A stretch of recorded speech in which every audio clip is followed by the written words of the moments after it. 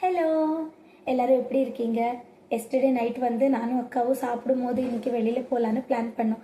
But night வந்து நான் தூங்குறதே around 4:30 ஆகிடுச்சு. அதனால் காலையில் லேட்டாக எழுந்திரிச்சிட்டேன். ஸோ அதனால் இன்றைக்கி வெளியில் போக முடியாது. பட் நம்ம இன்றைக்கி என்னோடய டே எப்படி போகுதுன்றது தான் பார்க்க போகிறோம். நான் கீசரெல்லாம் ஆன் பண்ணி வச்சாச்சு. இப்போ போய் குளிச்சுட்டு வந்து ஏதாச்சும் ஸ்பெஷலாக செஞ்சு சாப்பிடலாம். ஓகே, டடா! குளிச்சுட்டு வந்துட்டேன். என்ன சமைக்கிறதுன்னு யோசிச்சு போதுமாக படிச்சு. ஸோ இன்றைக்கி கொரியன் நூடுல்ஸ் தான் சமைக்கிறேன். வாட்டர் பாயில் பண்ண வச்சுருக்கோம். தண்ணி கொதிச்சதுக்கப்புறம் நூடுல்ஸ் கட் பண்ணி போட்டுடலாம். இது வந்து உல்டா சீஸ் ஃப்ளேவர் கார்போனாரா.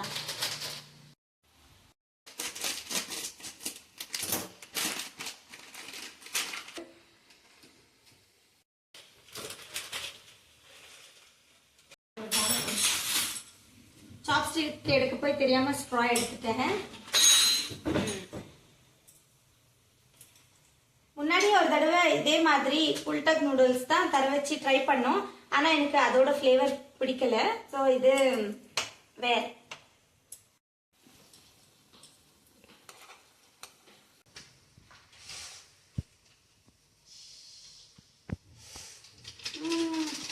பார்க்கவே எம்மியாக இருக்கு.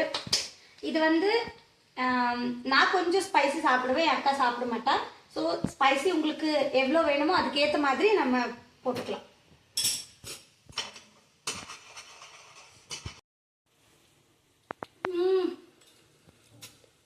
யம்மி.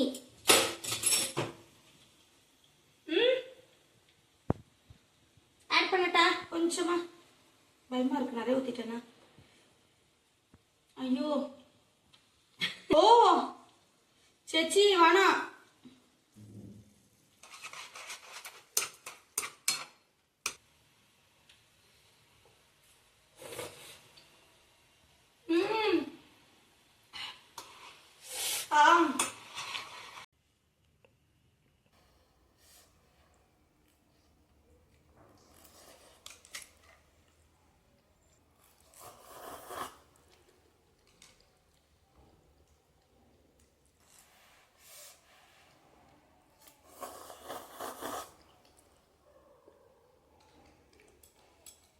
அதோட டெக்ஸ்சர் சாப்பிடும்போது அந்த க்ரீமி ஃபீலிங் ஃபர்ஸ்ட் கிளாஸ். நான் டிஸ்டிங்ஷன்.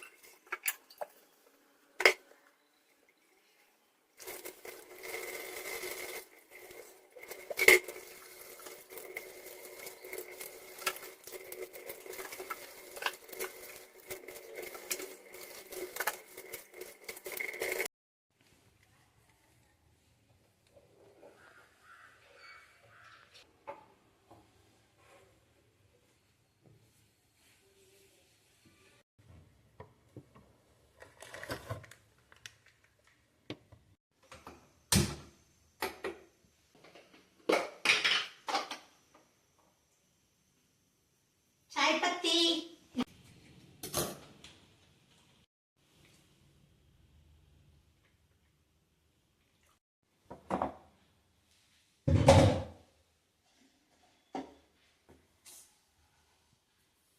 எப்பவுமே இது எங்க அக்கா தான் பண்ணுவா. யூஸ்வலா எப்ப டீ போட்டாலும் காஃபி போட்டாலும் பொங்கல் பண்ணாம எங்க அக்கா காஃபியே போட மாட்டா. அதே மாதிரிதான் என் அக்கா ஒரு தடவை பால் காய்ச்சும் போது பால் எல்லாம் ஃபுல்லா கொட்டிடுச்சு. நான் இப்பதானே அக்கா தொடச்சு வச்சிருக்கேன், கொஞ்சம் பார்த்து பண்றது தானே அப்படி கேட்டதுக்கு என் அக்கா சொன்ன டைலாக், வீட்டுல பால் பொங்குனா நல்லது, பொங்கலோ அப்படி சொல்லி ஒரு டைம் பால் பொங்குனா கூட பரவாயில்ல, டீ எல்லாம் காஃபி எல்லாம் பொங்க வச்சு நாங்க தான் பொங்கல் கொண்டாடுறது. அந்த மாதிரி செய்யும். ஆனா இன்னைக்கு நான் பண்ணிட்டேன் அது.